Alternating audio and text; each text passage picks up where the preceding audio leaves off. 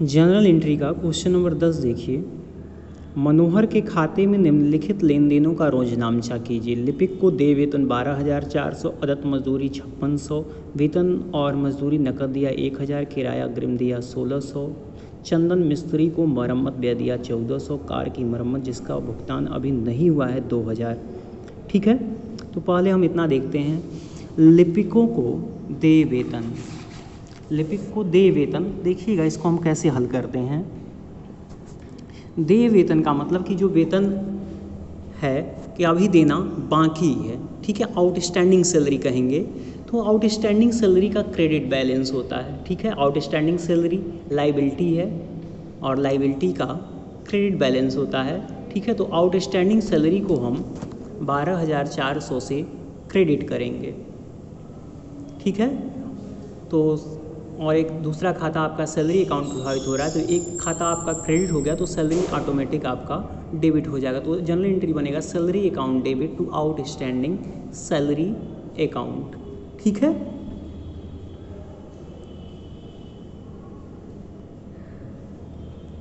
Being salary due, narration आपका हो जाएगा बीइंग सैलरी ड्यू।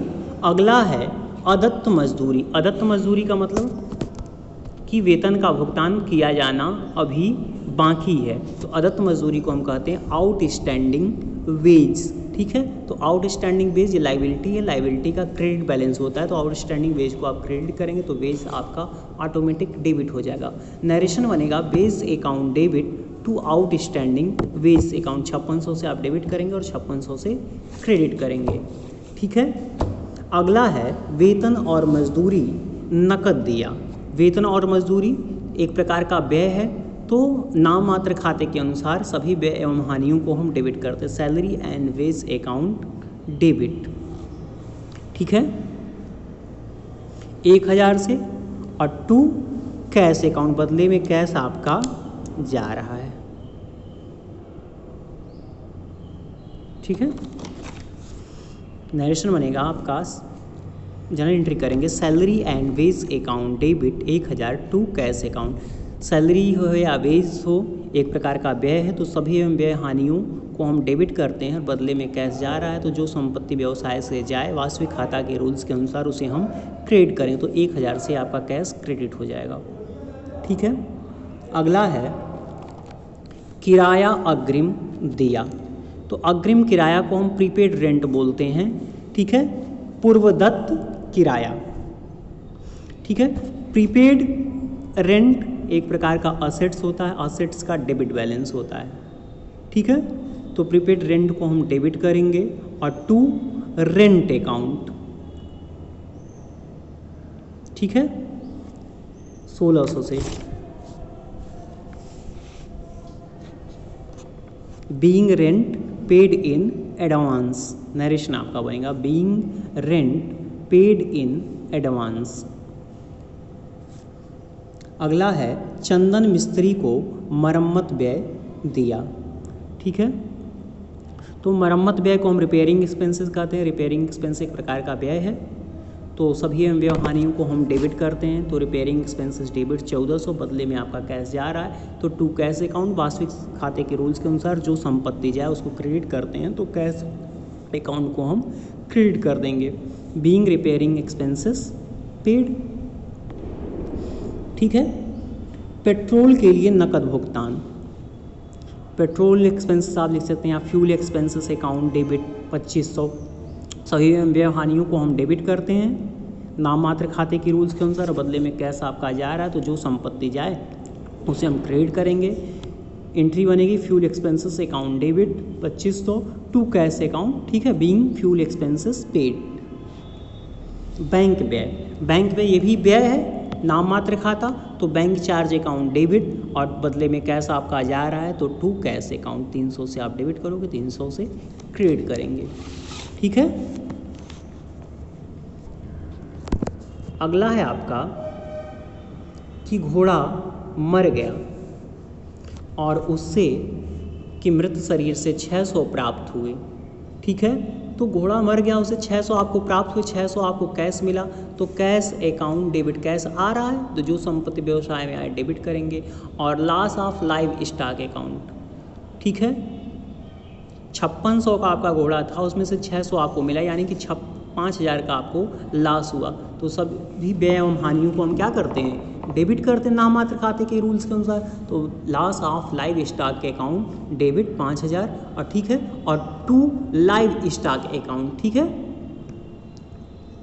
पशुधन को हम लाइव स्टॉक कहते हैं, जैसे घोड़ा हो गया, गाय हो गया, बैल हो गया, तो उसे हम लाइव स्टॉक कहेंगे, टू लाइव स्टॉक अकाउंट।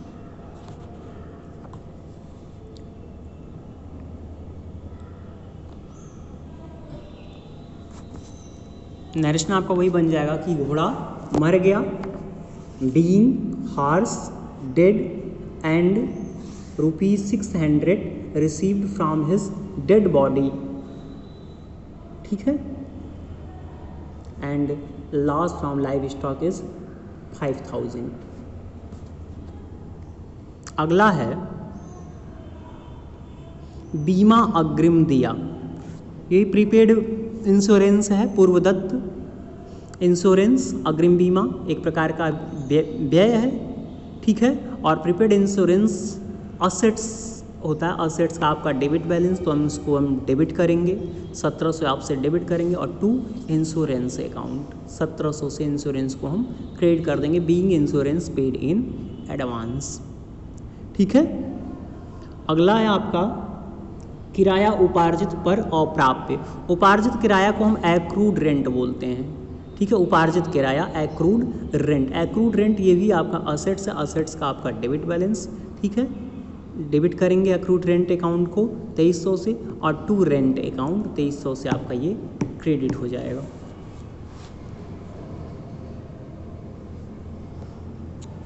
अगला है अग्रिम भाड़ा मिला, ठीक है। तो अग्रिम भाड़ा को हम कहते हैं कैरेज रिसीव्ड इन एडवांस। ये आपके लिए लाइबिलिटी होता है, लाइबिलिटी का आपका क्रेडिट बैलेंस होता है। तो to carriage received in advance account को हम क्रेडिट करेंगे 2700 से, और दूसरा खाता आपका कैरेज अकाउंट डेबिट हो जाएगा 2700 से, ठीक है।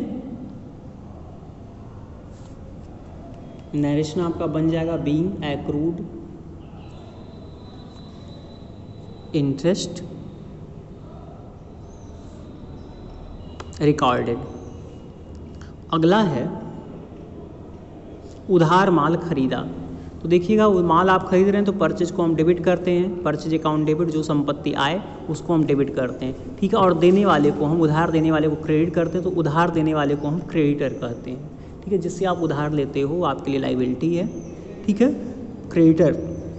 तो लाइबिलिटी का क्रेडिट बैलेंस होता है, क्रेडिटर को हम 4000 से क्रेडिट करेंगे, ठीक।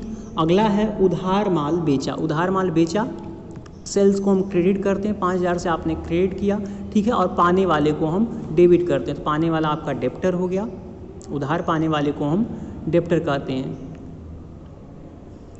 ठीक है। या जिसको आप उधार बेचेंगे वह आपके लिए डेप्टर, डेप्टर का डेबिट बैलेंस होता है, या डेप्टर असेट्स है, असेट्स का डेबिट बैलेंस होता है, ठीक है। तो डेप्टर को आप डेबिट करेंगे 5000 से, और टू सेल्स अकाउंट 5000 से क्रेडिट कर देंगे, ठीक है।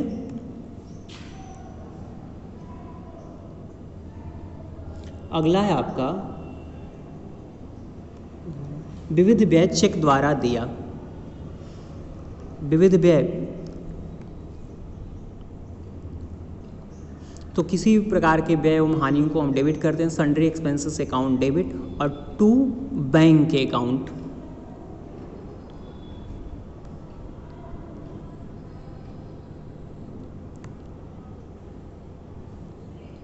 चूँकि आप बैंक से भुगतान कर रहे हैं, ठीक है, तो बैंक अकाउंट को हम क्रेडिट करते हैं।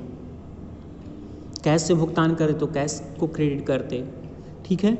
अगला है सुशील को वेतन दिया, तो सैलरी को हम डेबिट करते, सैलरी अकाउंट डेबिट, और बदले में आपका कैश जा रहा है तो टू कैश अकाउंट, ठीक है। 3650 से डेबिट करेंगे, और 3650 से आप क्रेडिट कर दोगे, ये ठीक है।